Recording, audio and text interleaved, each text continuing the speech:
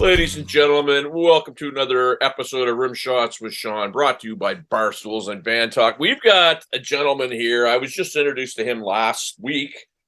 Crazy Tomes all the way from beautiful Los Angeles, California, and he's got a Nova Scotia connection that we're going to talk about shortly. But, sir, thank you for joining us. Thank you, Sean, for having me. Pleasure to be here. So, for starters, Raquel, your publicist, sent me your album last week. And you know, you get albums and you go, okay, I'll give it a listen. But I'm sitting there listening to it. I can't put my finger on, what the influences are. Very unique stuff that you had on that CD. Oh, thank you. Yeah, well, here's the thing about that. My influences are really diverse and versatile. I like all kinds of music, I guess. Especially from the 50s to the 80s, 90s kind of thing. I mean, my probably my primary influence would probably be the Beatles, my favorite band of all time. But I mean, there's just so many of them. I'm pretty much just as influenced by David Bowie, Stevie Wonder, Chuck Berry, Jimi So Hendrix. it's really interesting that you're saying that because when I was listening to the songs, I wasn't hearing any of that, and that's not an insult. It was like, wow, you mask your influences very well. Well, thank you. I wasn't hearing any of that. So, how long did it take you to, I guess, from start to finish, put that project together? Actually, uh, a very long time. A lot of those songs that on the album, I started working on them as far as maybe 11 years, 10, 11 years ago, back when I was working, when I started working on my first album, The Imaginary World of Crazy Tomes. Um, a lot of those songs, they've been written a while back, like King Apart, the new single. That one I wrote long time ago. I was probably in my 20s, early 20s. But then some of the songs are written more recently and recorded like last couple of years. Um, so obviously we all know that 2020 to 2022 was a brutal time for music. I mean, there was no Yeah. live music taking place and things like that. However, I mean, my podcast started out of that time because basically there was nothing else to do. What the heck? We'll go on, make fools of ourselves, and start a podcast. Um, but the theme that I got was a lot of projects came out of that downtime. People were using the time to write. People were using the time to create. Um, did some of that project come out of that, or was most of it old?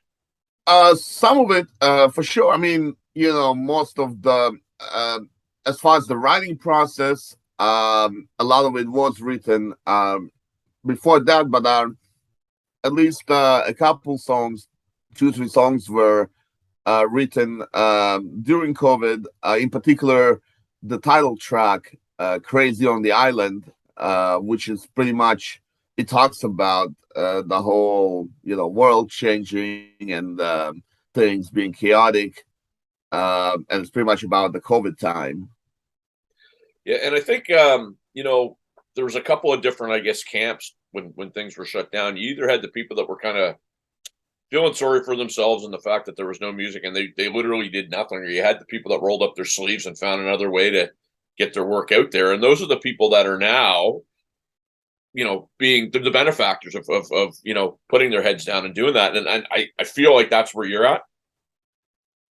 Um, well, no, quite the opposite. COVID kind of got me more motivation to work harder and do more things.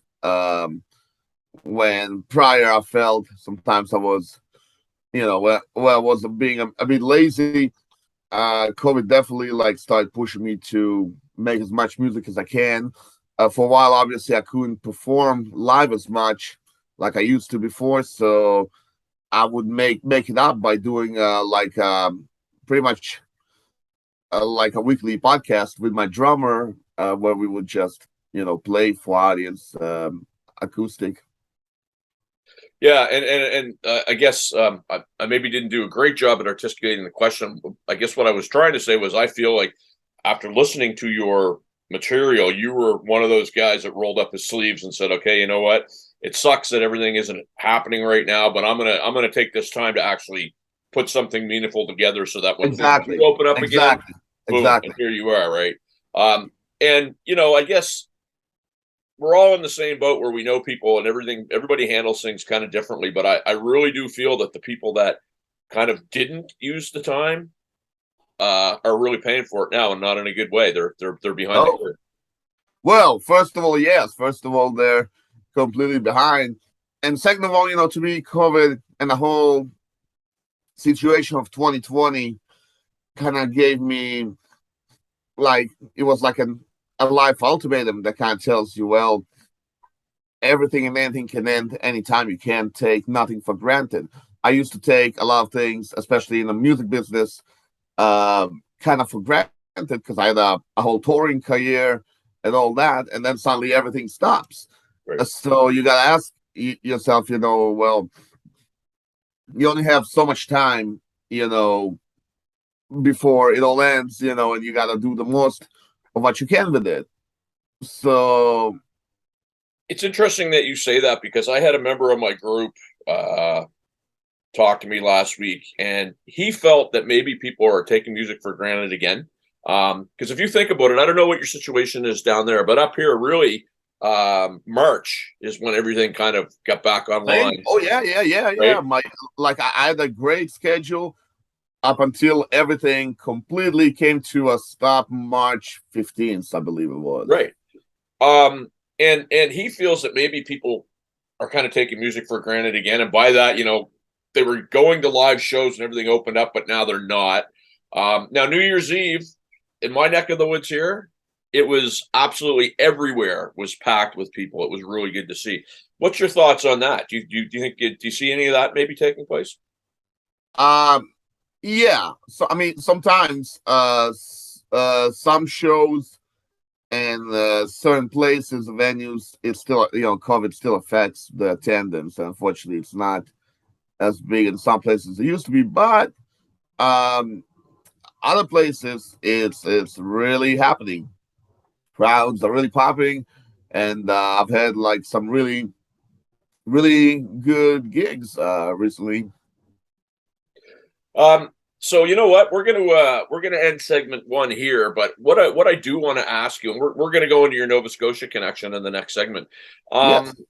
but what I want to ask you before we wrap this is when was the first time that you got to play in front of an audience after everything kind of opened up again, and how did it go? Well, like you mean playing live? Right.